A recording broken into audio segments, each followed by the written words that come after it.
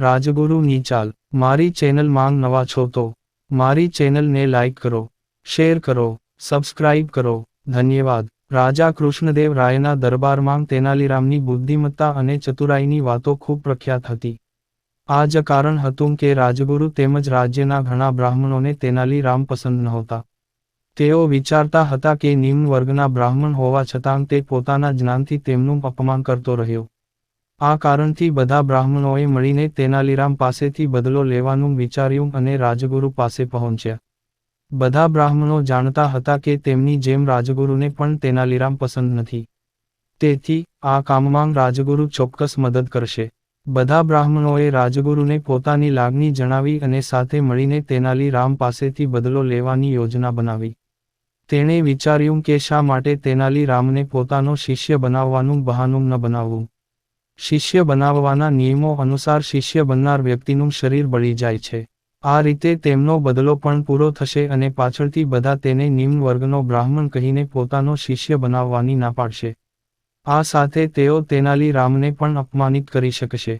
આગળ શું થયું? બીજે જ દિવસે રાજગુરુએ તેનાલીરામને તેમના શિષ્ય બનાવવા વિશે જણાવવા માટે તેમના ઘરે બોલાવ્યા. રાજગુરુના આમંત્રણ પર તેનાલીરામ રાજગુરુના ઘરે પહોંચ્યા અને તેમને બોલાવવાનું કારણ પૂછ્યું.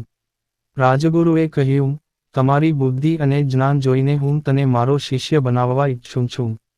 રાજગુરુના આ શબ્દો સાંભળીને તેનાલીરામને સમજાયું કે ચોક્કસ કંઈક ખોટું છે.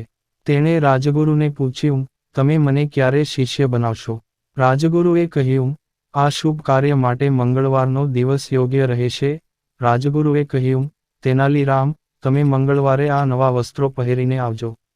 પછી હું તમને મારો શિષ્ય બનાવીશ અને તેની સાથે તમને 100 સોનાના સિક્કા પણ આપવામાં આવશે.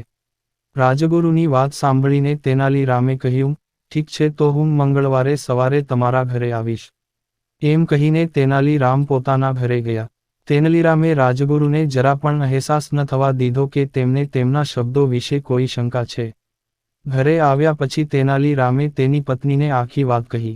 બધું સાંભળ્યા પછી તેનાલીરામની પત્નીએ કહ્યું, તમારે રાજગુરુની વાત ન સાંભળવી જોઈતી હતી. આમાં રાજગુરુની કોઈ યુક્તિ હોવી જોઈએ, કારણ કે રાજગુરુ કોઈ પણ કામ અર્થ વગર કરતા નથી. પત્નીની આ વાત સાંભળીને તેનાલીરામ કહે છે, કોઈ વાંધો નહીં, હું ચોક્કસ રાજગુરુને જોઈશ. તેનાલીરામે તેની પત્નીને કહ્યું, મને ખબર પડી છે કે થોડા દિવસો પહેલા ઘણા બ્રાહ્મણો રાજગુરુના ઘરે સભા કરવા ગયા હતા. એ બ્રાહ્મણોમાં સોમદત્ત નામનો બ્રાહ્મણ પણ ગયો. હું સોમદત્તને સારી રીતે ઓળખું છું. તે ખૂબ જ ગરીબ છે અને તેના પરિવાર માટે જીવવું મુશ્કેલ છે. આવી સ્થિતિમાં જો હું તેને સોનાના સિક્કા આપીશ તો શક્ય છે કે તે મને તે સભામાં જે બન્યું તે બધું કહે અને હું જાણી શકું કે રાજગુરુના મનમાં શું ચાલી રહ્યું છે. આટલું કહીને તેનાલીરામ ઊભો થઈને સોમદત્તના ઘરે જાય છે. સોમદત્તના હાથમાં સોનાના 10 સિક્કા મૂકીને તેનાલીરામ તેને તે સભામાં જે કંઈ બન્યું તે વિશે જણાવવા કહે છે. સૌપ્રથમ તો સોમદત્ત કંઈ કહેવા તૈયાર નથી, પરંતુ થોડી સમજાવટ પછી તે 15 સોનાના સિક્કાના બદલામાં બધું જ કહેવા સંમત થાય છે.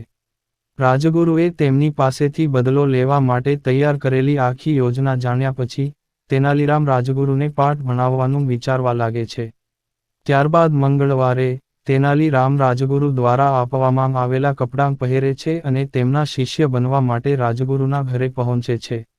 શિષ્યો બનાવવાની પ્રક્રિયા શરૂ થાય છે અને રાજગુરુ તેનાલીરામને 100 સોનાના સિક્કા આપે છે અને તેમને વેદી પર બેસવાનું કહે છે. તેનાલીરામ પણ ઝડપથી પોતાનો હાથ લંબાવીને સોનાના સિક્કા લઈ લે છે અને શિષ્ય વિધિ પૂર્ણ કરવા બેસે છે. પછી રાજગુરુ એક સંકેત આપે છે અને તેમના સાથી બ્રાહ્મણોને શંખ અને લોખંડના ચક્રને ગરમ કરવા માટે કહે છે, જેથી કર્મકાંડ પૂર્ણ થયા પછી તે તેનાલીરામને તેનાથી બાળી શકે. વિધિ અડધી પૂરી થઈ ગઈ હતી જ્યારે અચાનક તેનાલીરામ રાજગુરુને આપવામાં આવેલા 100 સોનામાંથી 50 સિક્કા ફેંકી દે છે અને ત્યાંથી ભાગી જાય છે. તેનાલીરામને ભાગતા જોઈને રાજગુરુ અને તેમના સાથી બ્રાહ્મણો પણ તેનાલીરામની પાછળ દોડવા લાગે છે. બચવાનો કોઈ રસ્તો જોઈને તેનાલીરામ સીધો શાહી દરબારમાં દોડે છે. ત્યાં પહોંચ્યા પછી તેનાલીરામ રાજા કૃષ્ણદેવ રાયને કહે છે, રાજગુરુએ મને તેમના શિષ્ય બનવા આમંત્રણ આપ્યું હતું, પરંતુ મને યાદ નહોતું કે હું એક નિમ્ન વર્ગનો બ્રાહ્મણ છું, જે રાજગુરુનો શિષ્ય બની શકતો નથી. મને આ યાદ આવે ત્યાં સુધીમાં અડધી પ્રક્રિયા પૂરી થઈ ગઈ હતી. તેથી, હું રાજગુરુએ આપેલા 100 સોનાના સિક્કામાંથી 50 સોનાના સિક્કા પરત કરીને ત્યાંથી ભાગી ગયો.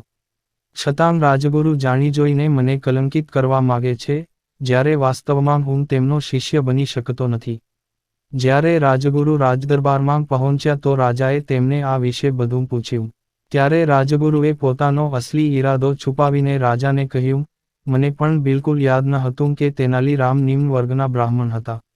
આના પર રાજાએ કહ્યું, તો તેનાલીરામને તેની ઈમાનદારી માટે ઇનામ મળવું જોઈએ.